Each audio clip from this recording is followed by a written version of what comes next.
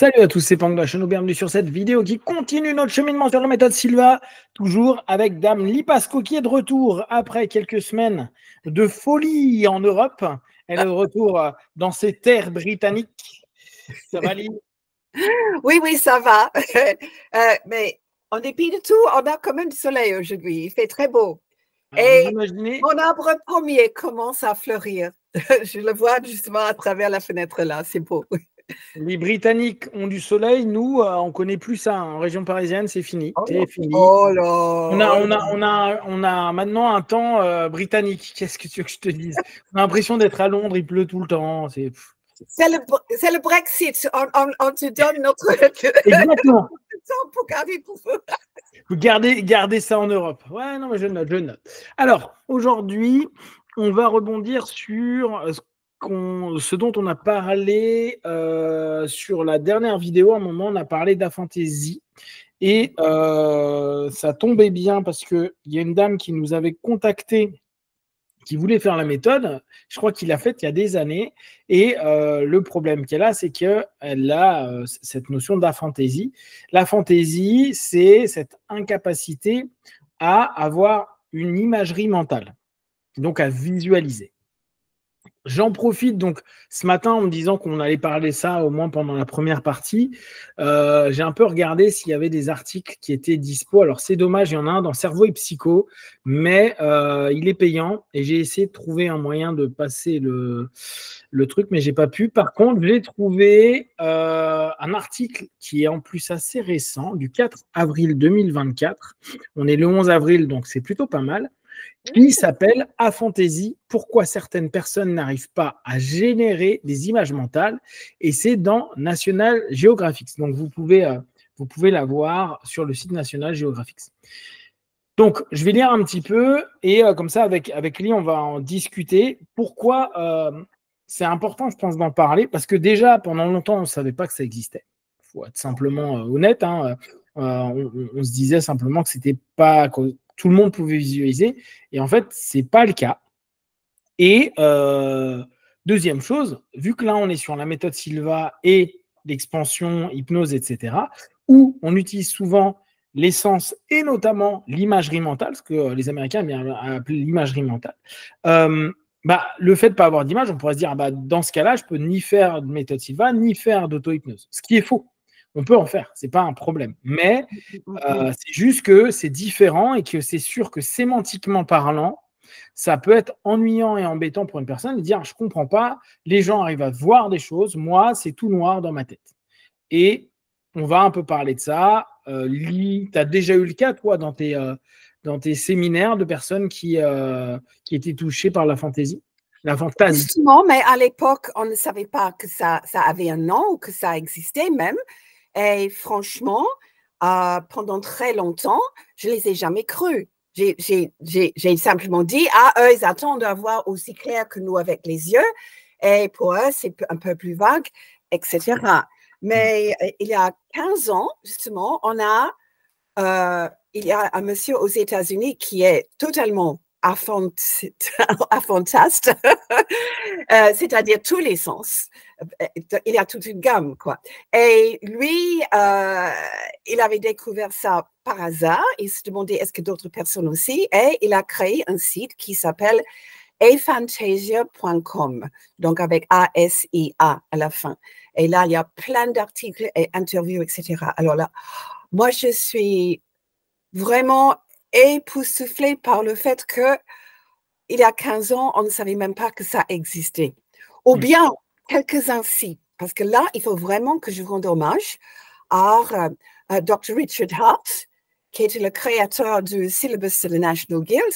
Parce que moi, je me rappelle très clairement, dans un premier cours avec lui, il disait, il y a des gens qui ne visualisent pas. Et il disait, quelquefois, c'est dû à un accident cérébral, donc neurologique, quelquefois c'est autre chose, etc. Donc, lui, à l'époque, il en parlait, mais ça n'avait pas un nom. Et franchement, moi, je ne le croyais pas. Aujourd'hui, c'est clair que c'est vrai. Mais puisque tout ça, ça se passe dans l'intérieur de la tête, quand je dis, je vois une plage avec des vagues qui entrent et qui descendent, tu vas dire peut-être j'ai juste une pensée de ça dans la tête. Tu vas pas savoir que je vois. Et il y a beaucoup d'exemples de gens qui ont découvert à l'âge de 50 ans, en fait, qu'eux, ils pensaient de façon totalement différente des autres membres de la famille. Et ils disent, mais tu veux dire quand tu dis je vois que tu as vraiment une image dans la tête? Et les autres disent, mais bien sûr que oui, toi non. Non, moi j'ai rien. Et ce qui m'a vraiment mis sur la route de l'examiner tout ça, c'est qu'un de mes collègues aux États-Unis, un instructeur Sylvain, m'a confié récemment qu'elle avait la fantasia depuis très longtemps. Elle est là, et je dis, mais comment tu pratiques la méthode Sylvain? Elle dit, mais comme on dit souvent, j'y pense. J'ai des idées, j'ai des pensées, j'ai des catégories dans la tête. Et en plus, elle a les autres sens. Ouais. Donc, quand je lui ai demandé comment tu visualises, par exemple, ta salle de séjour, et elle dit, je ne vois pas des formes ou des couleurs, mais je sais où sont les meubles, je sais quelle est la distance, je connais les textures, les bruits, etc. Et là, je me dis, mais tiens, quand tu visualises, tu es comme un aveugle dans la vie physique. Parce qu'eux, ils peuvent vous décrire leur salle de séjour, mais ils ne le voient pas. Ils ont tous les autres sens, c'est le sens de forme et de distance et 3 dimensions qui contribuent. Donc là, c'était vraiment un moment qui m'a fait « Oh, mais mon Dieu, oui, il y a des gens qui sont aveugles subjectivement.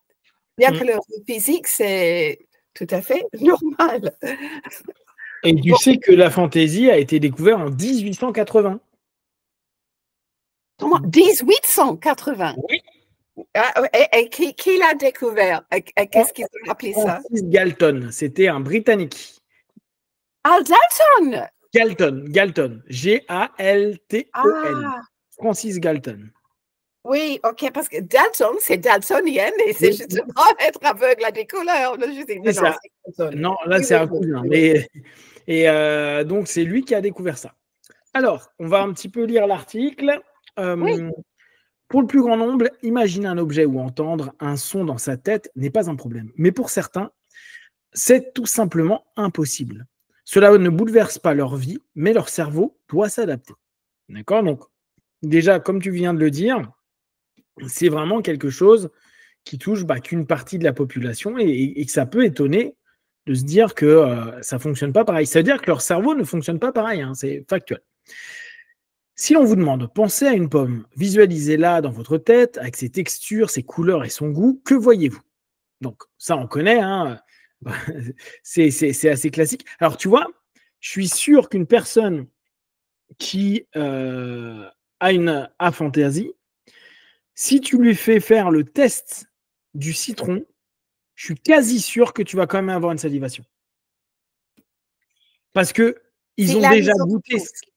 Pardon? S'il a les autres sens. Exactement. Et puis, je pense même que ça réenclenche un ancrage associé au citron et à l'acidité.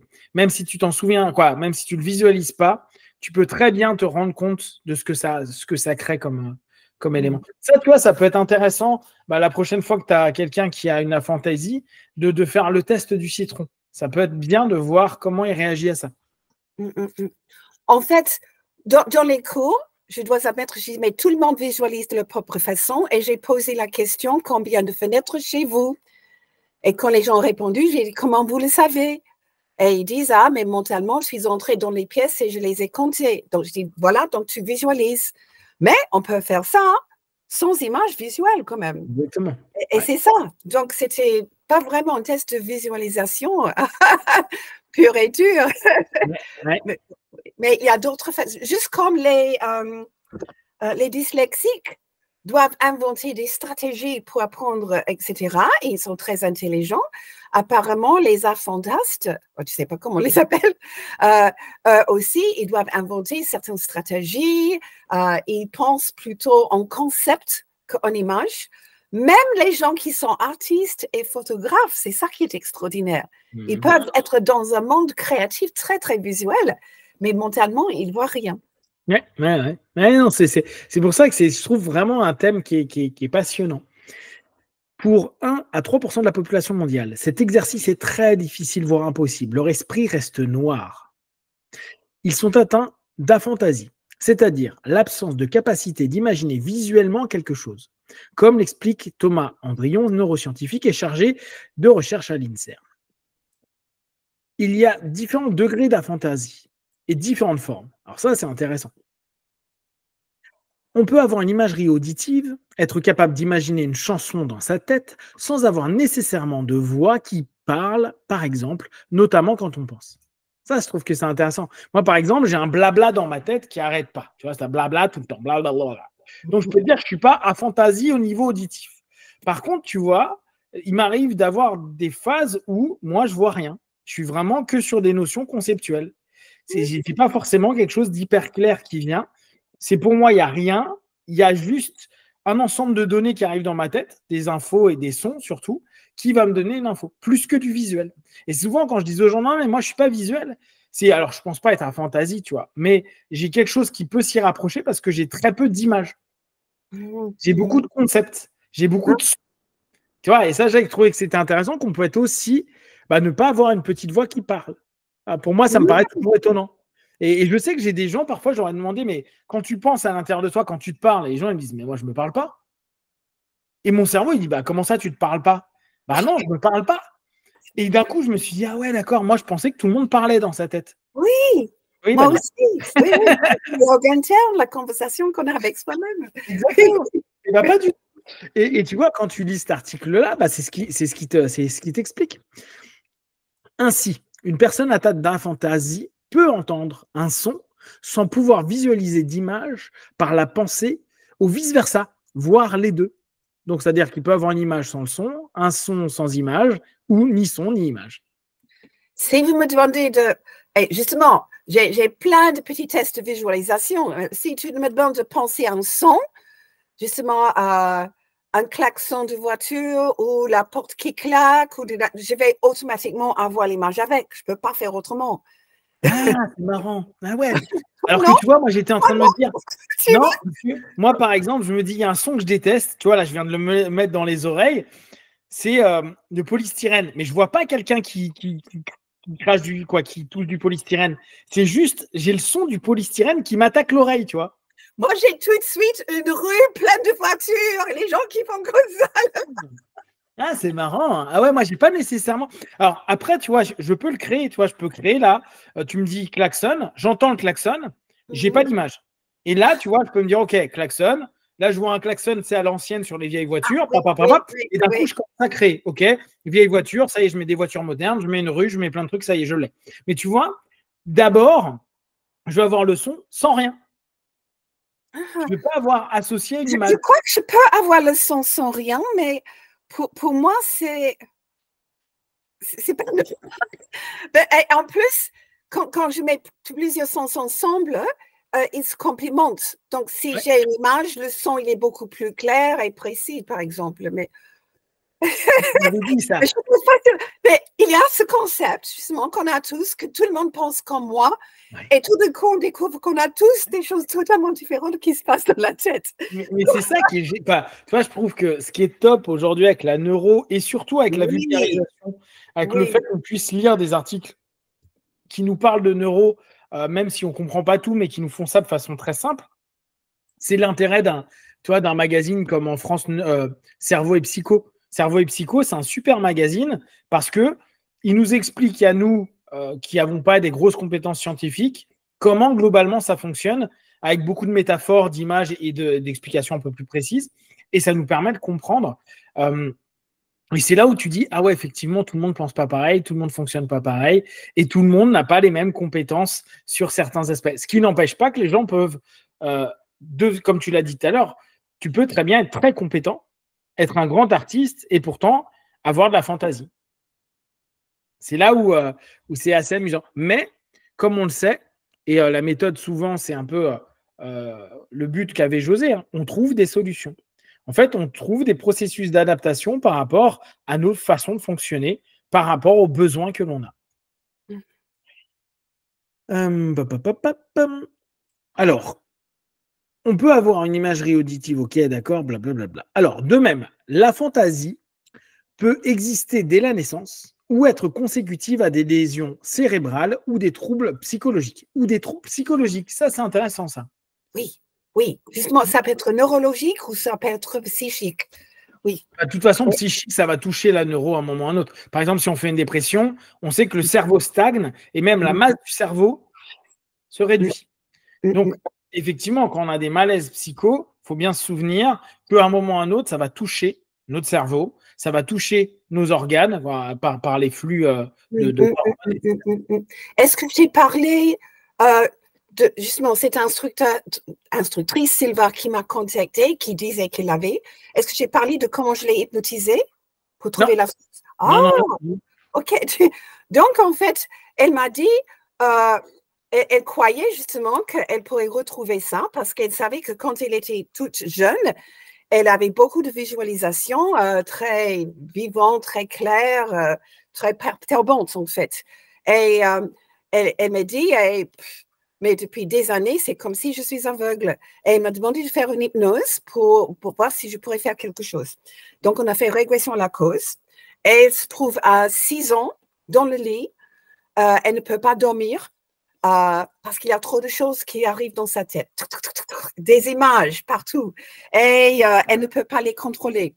Elle dit, il y avait un moment où elle était devant une troupe d'animaux qui galopaient vers elle, des éléphants, des girafes, de tout type, qui galopaient vers elle. Et elle disait, c'est trop, c'est trop. Et elle dit, j'ai hurlé, stop!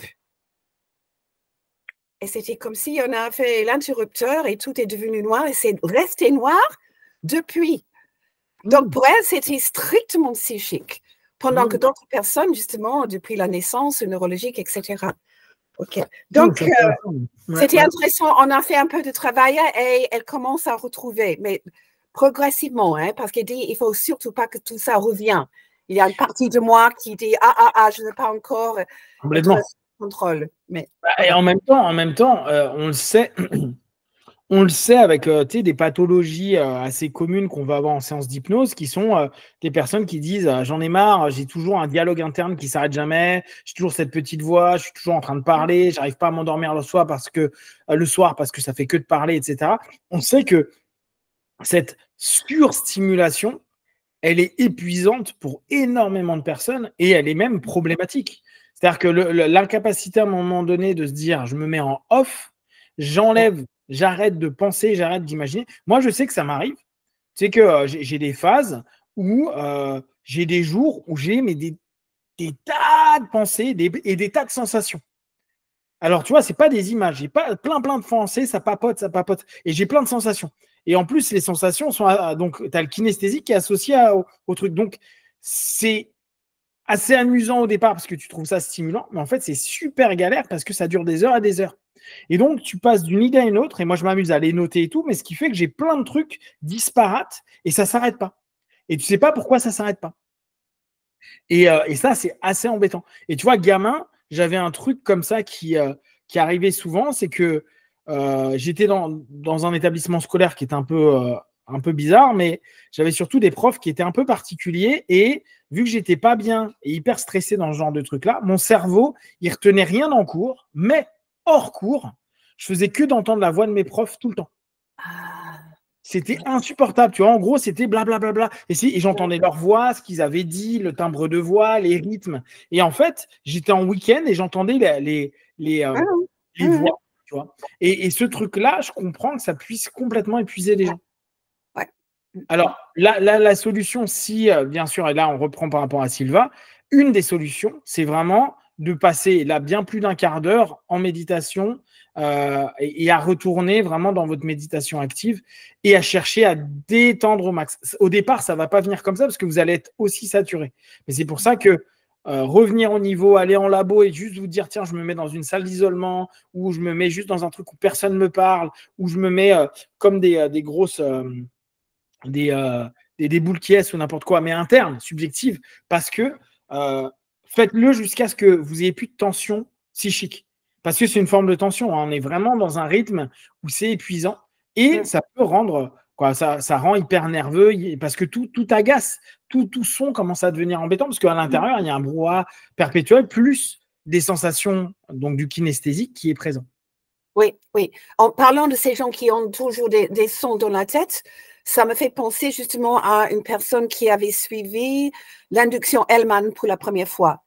Et il me disait après, mais au moment quand les nombres sont disparus, enfin, il disait, il y avait un silence dans ma tête. Le petit vélo n'était plus là. Et je me dis, tiens, ça c'est intéressant quand même. Donc, ça c'est une façon justement de stopper les pensées qui sont toujours en train de courir. Donc, et alors là, techniquement, c'est hyper intéressant ce que met Elie en avant. Là, la Hellman induction, elle nous amène au niveau somnambulique. Le niveau somnambulique, c'est une diminution du facteur de jugement. Et le facteur de jugement, à ce moment-là, il est moins sur des variations. Or, notre blabla intérieur, c'est du jugement. On jauge des choses, on parle, etc.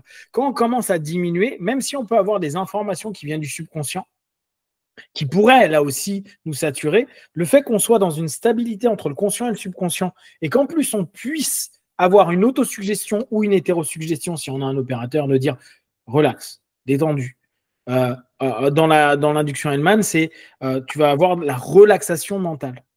Donc tu vas relâcher ton mental, tu vas détendre, tu vas faire en sorte qu'il n'y ait plus de tension, donc de réflexion, etc., etc. Juste, tu laisses du calme. Bah, cette notion-là, vu qu'il y a moins de facteurs de jugement, on est moins dans l'oppression de l'ensemble des idées qui font que de se confronter à l'intérieur. Et effectivement, le niveau somnambulique, on dit souvent, bah, c'est un moment assez calme, assez relâché des gens, où justement on peut commencer à vraiment travailler sur l'hypnose et sur l'automatisation de certaines tâches. Au bout de certaines suggestions, on commence à automatiser des réponses, à automatiser des gestes, à automatiser des informations qu'on a besoin du subconscient, etc. Donc effectivement, Lee a complètement raison. On sait très bien que la Hellman induction nous amène, et toute induction qui nous amène au niveau somnambulique est un véritable plus. Et c'est pour ça que je vous disais qu'avec Silva, aller en alpha, top. Le faire longtemps, je pense qu'indirectement, jusqu'à la limite du θ. Jusqu'à ce moment où d'un coup, on commence à sentir qu'on part, mais on est encore assez dynamique pour se dire qu'on ne part pas. Et à ce moment-là, les pensées vont commencer à se dissoudre parce que on arrive quasiment sur un niveau somnambulique, début du θ, mais pas au début, parce qu'au début, on est encore trop dans le blablabla bla, bla, bla, et le temps d'apaiser les pensées, d'aller dans le labo, de se calmer, etc. Parfois, c'est un tout petit peu plus long.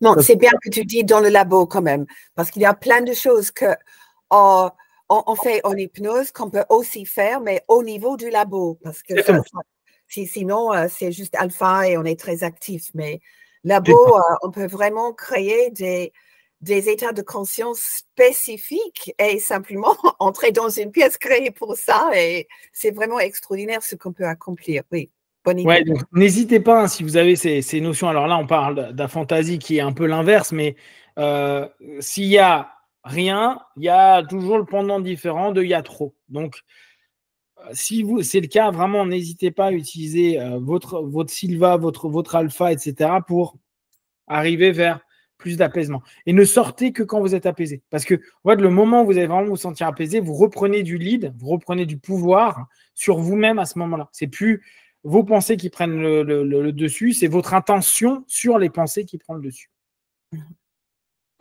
Allez.